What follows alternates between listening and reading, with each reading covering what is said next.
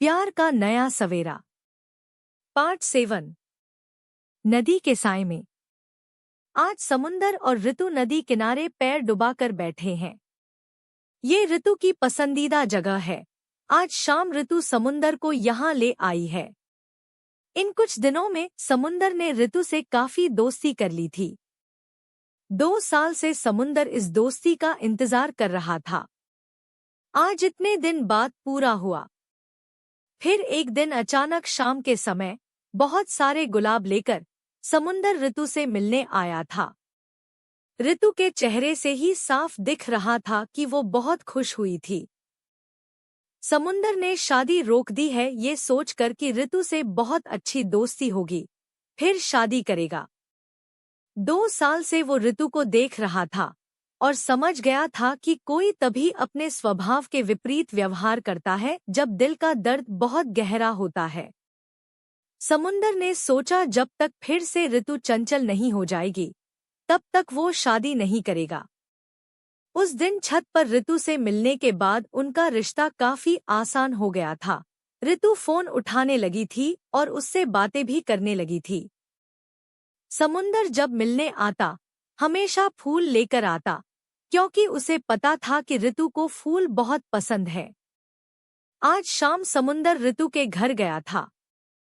वो ऋतु की माँ के साथ बैठा बातें कर रहा था। तभी उसकी माँ ने ऋतु को बुलाकर कहा कि समुंदर को लेकर थोड़ा घूम आओ। ऋतु ने हल्की मुस्कान के साथ अपनी बाइक निकाली और इशारे से समुंदर को बैठने के लिए कहा। चौंक कर समुंदर बोला, बाइक? ऋतु, तुम मुझे बाइक पे ले जाओगी? तुम्हें चलाना आता है? ऋतु की माँ बोली, वो तो बचपन से ही चलाती है, अपने पापा को भी लेकर जाती है। जाओ समुंदर।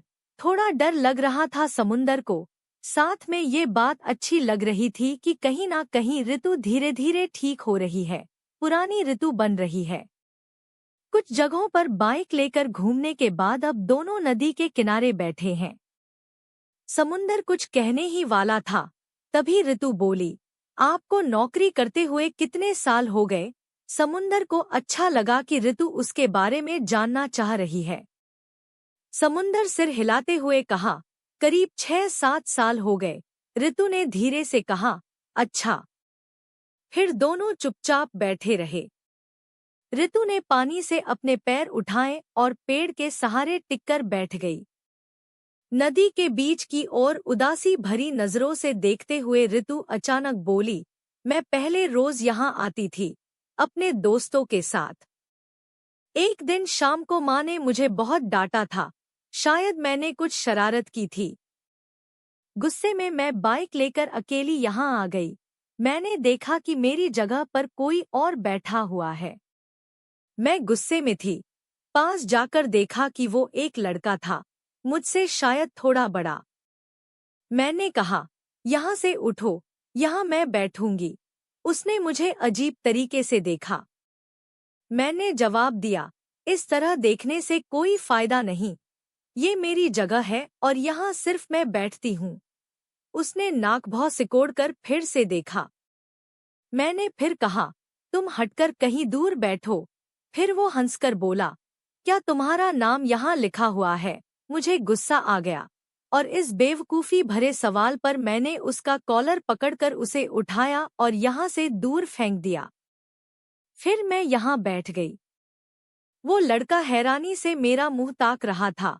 समुंदर हंसते हुए बोला, ओ माई गॉड, ऐसा किया तुमने?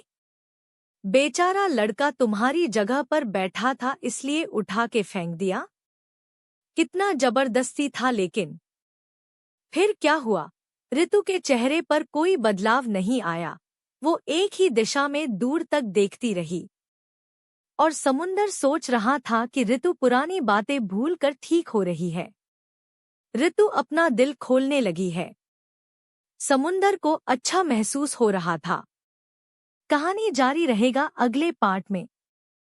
Thank you for watching Niksu clips. Please subscribe this channel and stay tuned for further video.